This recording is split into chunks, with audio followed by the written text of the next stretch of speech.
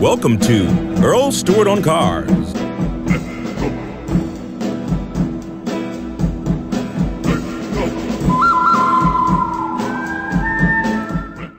Insurance is a very profitable thing to the people that sell insurance. The reason the insurance companies make so much money is real simple, is they charge you far more premium than they pay out in claims. I mean, that sounds like a no-brainer. So remember that when you're buying insurance. It's kind of like placing a bet. You're betting when you buy insurance that you're going to lose. You're betting that you're going to wreck your car. You're betting somebody else is going to hit your car. You're betting you're going to be injured. Any insurance you buy, you're really betting against yourself. So there's a lot of things to take into consideration. My philosophy when buying insurance is if I can afford to pay if I lose, if I'm in an accident, if I dented my fender and it cost me $500, I can afford to pay $500. So I'm not going to pay the insurance company a premium to cover the first $500. So I'll go with a $500 deductible. Or maybe I can stand $1,000, so I'll go to $1,000 deductible. Of course, the higher your deductible, then the lower the premium. Now, there are a lot of people out there that can afford to fix any car. I mean, they if it's a total, they can buy another car. In which case, they just don't buy collision insurance. They save a ton of money.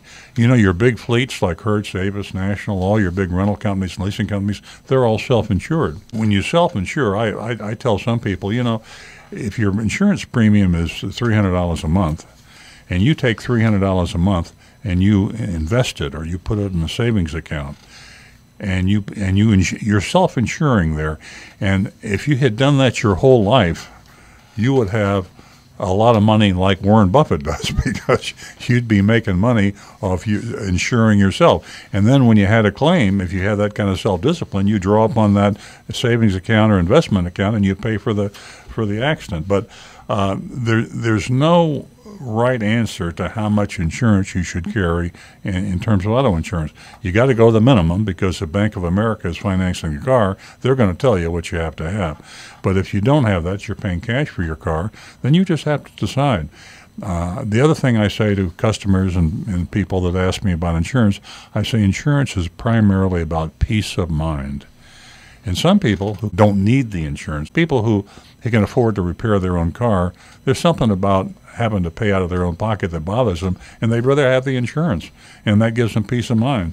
And then they think, well, if I have an accident, I'm not going to have to pay for it. Even rich guys don't like to pay for things. I mean, they'd rather not pay, and so they think, and it's kind of like self-delusion, in my opinion, by paying the insurance company, somehow you're not having to pay for the accident. Well, believe me, you paid for the accident many times over, because if your driving life is, 50 years, if you've been driving for 50 years and buying car insurance for 50 years, you have paid out a whole lot more money than you ever got back in on claims.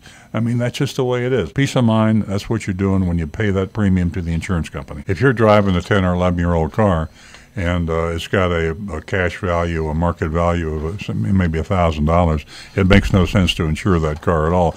The insurance company's going to replace the car for you, but you don't want the car replaced. You probably want to buy a new car anyway, and for the replacement value of that old car you're driving, you might be able to scrape together a down payment, but you're not going to be able to buy another car. As your car depreciates in value, if you have the right to do so, and you are not bound by the terms of the lender, you should reduce the insurance based on the depreciation. I think if you go back and get your pencil and paper out and look at the number of times you've collected from your insurance company and look at the number of premiums you paid and do the arithmetic, you'll say, why have I been doing that? Insurance companies are so bad about passing along rate reductions to their good customers.